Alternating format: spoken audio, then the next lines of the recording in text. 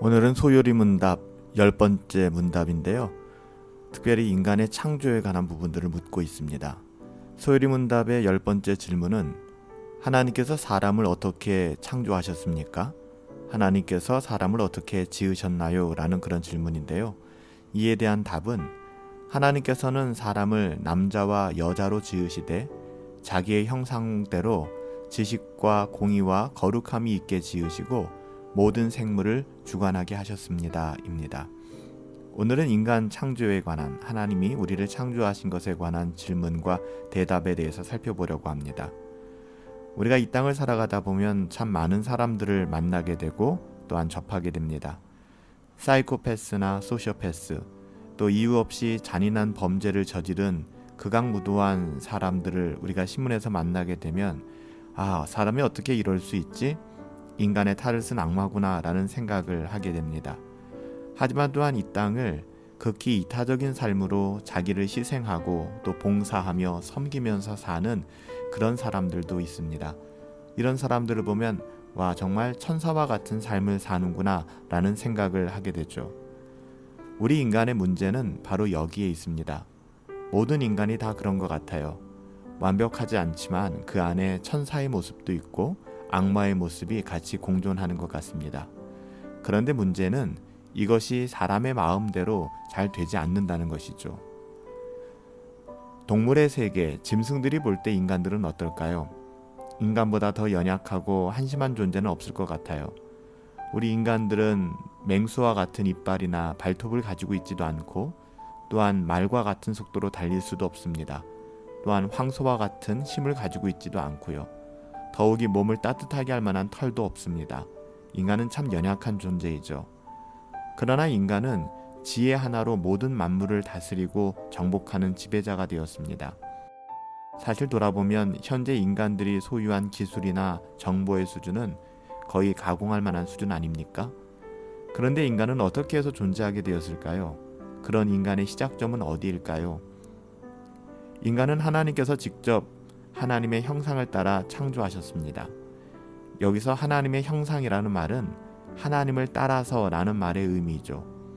인간은 하나님을 모델로 해서 만들어진 피조물이라는 것입니다. 물론 하나님의 형상을 따라 만들어졌다고 해서 우리의 눈이나 코 같은 외모가 하나님을 닮았다는 것은 아닙니다. 하나님은 영이시기 때문이죠. 이것은 인간 안에 있는 도덕적인 성품이나 정신적인 특성들이 하나님께로부터 나왔다는 뜻입니다. 우리가 하나님을 찾아야 하는 중요한 이유가 바로 여기 있습니다. 왜냐하면 우리가 하나님을 찾아야지 비로소 우리 자신을 찾을 수 있기 때문입니다. 그래서 칼빈은 하나님을 아는 지식은 우리 자신을 깨닫고 아는 데서부터 시작된다라고 이야기하기도 했습니다. 인간의 내면적인 특성은 영원한 하나님을 모델로 만들어졌지만 우리의 육체는 흙을 소재로 만들어졌다는 것 알고 계시죠? 하나님께서 흙으로 사람을 빚으셨다는 것은 아이들이 미술 공작 시간에 작품을 만들듯이 찰흙으로 인간을 반죽해서 만드셨다는 그런 뜻은 아니에요. 단지 인간의 육체를 만든 재료가 너무나도 유한한 흙이요 이 땅의 티끌에 불과하다는 것뿐이죠. 그래서 인간들은 모두 엄청난 모순을 가지고 있습니다. 한편으로는 하나님처럼 완전을 추구하는 마음, 또 영원히 살고 싶은 욕망, 절대자가 되고 싶은 욕망이 있고, 다른 한편으로는 연약한 육체 때문에 먹고 싶은 욕망, 더 잠자고 싶은 욕망, 그리고 죄를 짓고 싶은 욕망, 또 사람들과 싸우고 싶은 욕망과 같은 나약한 면도 가지게 되는 것입니다. 사람들은 자기 안에 있는 잠재력을 다 발휘하지 못한 채 그렇게 세상의 연약함 속에 매몰되어서 살아가는 경우들이 많이 있습니다. 또한 자기 안에 있는 모든 것들을 다 발휘하게 되면 마치 신과 같은 존재가 될 줄로 생각하지만 이상하게 그렇게 되면 될수록 인간은 더 비인간적이 되고 공허함을 느끼게 됩니다.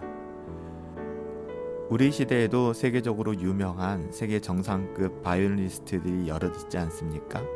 이들의 연주를 들어보면 어떻게 그 작은 바이올린, 그 악기 속에서 그렇게 엄청난 소리가 나는지 믿어지지 않을 때가 많아요. 그러나 아무리 최고의 악기라고 할지라도 악기를 전혀 연주할 줄 모르는 사람이 그 악기를 가지고 있다면 아무 소용이 없을 것입니다. 인간은 마치 고장난 악기와 같아요. 인간은 마치 고장난 악기와 같이 쓸모없는 삶을 살아가고 있고 자신의 의미를 찾지 못하고 있습니다. 만약 이런 우리를 하나님께서 붙잡아 하나님의 설계대로 다시 수리하고 다시 만져주신다면 누구든지 우리 안에 최고의 음악이 흘러나오는 악기가 될 수 있을 거예요. 인간은 무한한 잠재력을 가지고 있습니다. 하지만 고장나서 녹슬어버린 비싼 기계와도 같아요. 이 기계가 수리되어지고 전력이 들어오기만 하면 어마어마한 것을 만들어낼 수 있는 살아있는 기계가 될 수 있는데도 말이죠. 우리가 고쳐지고 전력이 들어오게 하는 그것을 비유적으로 말씀드렸는데요.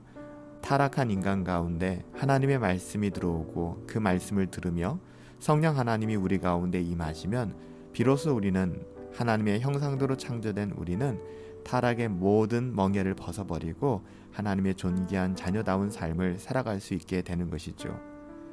만약 성령이 임하시기만 하면 우리 한 사람 한 사람은 이 세상의 그 어떠함과 비교할 수 없는 어마어마한 하나님의 자녀, 하나님의 형상대로 창조된 그 본질을 회복하며 존귀한 자의 삶을 살아가게 될 것입니다. 하나님께서 사람을 어떻게 지으셨는가, 인간의 창조에 대한 부분들은 도르트 신경 제6장에서도 이렇게 증언하거든요. 하나님께서 다른 모든 피조물들을 지으신 후에 사람을 남녀로 창조하시되 이성적이고 불멸의 영혼을 가지게 하셨고 그 자신의 형상대로 지식과 의와 참된 거룩한 성품을 부여하셨고 그들의 마음에 하나님의 율법을 기록하셨으며 또 그것을 수행할 수 있는 능력도 주셨다. 그러나 인간은 그들 자신의 의지의 자유에 맡겨져서 환경의 변화에 따라 범죄할 가능성 아래에 있다라고 증언하고 있습니다. 사랑하는 성도 여러분들, 하나님께서는 이 땅을 창조하셨을 뿐만 아니라 가장 존귀한 하나님의 형상대로 우리 인간을 창조하셨습니다. 창조하시되 남자와 여자를 각각 지으시고, 이거는 차별이 아니라 구별됨입니다. 오늘날 우리가 이것을 잊어버리고 하나님의 구별을 무시하는 경우들이 있어요. 하나님께서는 사람을 창조하시되 남자와 여자를 지으시고 그 남자와 여자 동일하게 하나님의 형상대로 지식과 공의와 거룩함을 그 안에 넣어주셨고요. 또한 하나님께서는 우리를 청지기로 불러주셔서 이 땅의 모든 생물들과 만물을 주관하게 하셨습니다. 하나님께서는 우리를 그렇게 창조하시고 또한 그렇게 부르시고 또 그렇게 회복시키시기를 원하시는 것입니다. 오늘 우리가 하나님의 창조에 대하여, 인간의 창조에 대한 내용들을 살펴보았는데요. 하나님의 창조의 목적이 무엇인지, 또 우리는 어떤 존재인지 하나님의 말씀을 통하여 깊이 깨닫고 또 그 말씀 따라 살아갈 수 있는 우리 모두가 되기를 예수님의 이름으로 축복합니다. 살아계신 아버지 하나님, 하나님께서 이 땅을 창조하시고 이 땅의 천하 만물을 다스리기 위하여 청지기로서 우리를 부르셨습니다. 특별히 인간은 영혼을 넣어주시고 그 영혼, 하나님의 지식과 공의와 거룩함을 갖게 하시고 또 하나님께서 우리를 남자와 여자로 각각 창조하여 주시되 하나님 보시기에 좋게 창조하여 주심을 하나님 우리는 믿습니다. 하나님, 우리를 창조하신 그 하나님의 부르심과 하나님의 섭리에 따라서 이제는 고장난 악기가 아니라 하나님 손에 붙잡힐 수 있는 그런 인생 살아갈 수 있도록 우리에게 은혜를 베풀어 주시옵소서. 하나님께 붙잡힌 인생을 살아갈 때 그때 비로소 우리는 하나님의 영광을 드러내게 될 것이고 가장 탁월한 삶을 살아가게 될 것입니다. 이 모든 것을 믿고 의지합니다. 예수님의 이름으로 기도하옵나이다. 아멘. 오늘 하루도 하나님의 창조 사역과 또 하나님의 섭리를 기억하시며 우리의 존재의 이유와 목적을 깨닫고 하나님의 자녀답게 아름답게 살아갈 수 있게 되기를 예수님의 이름으로 축복합니다. 승리합시다.